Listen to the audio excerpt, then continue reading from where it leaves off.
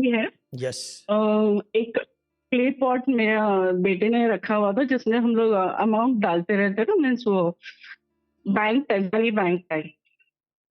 तो उसको जब फर्स्ट टाइम मैंने लिखा था 112211, मतलब उसने खुद ही अपने हाथ से लिखा था। तो फर्स्ट टाइम जब वो फुल हो गया तो उसमें 20,000 अमाउंट निकला था।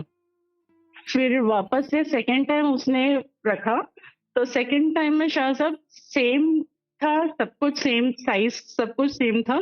बट जब वो फुल हो गया, उसको ब्रेक किया गया तो उसमें से 40,000 निकला। यही होता है। मेरे अब्बा बगैर गिने हुए कोट के अंदर से निकाल देते थे कि जाओ सत्तार बिल के पैसे रखे हैं, और वो उतने ही निकलते थे जितने होने चाहिए। फारूक साहब आते थे जब 289 होते थे कि कालीन के नीचे कोने में पैसे वो रखते थे, ऐसे कि यूके में चोरी का डर होता है, पैसे छुपाने पड़ते हैं, it's not safe as Dubai. तो वो जो है कारपेट के नीचे वो कोना कारपेट, उतने ही पैसे होते थे जितने मेरे माम को भेजने होते थे।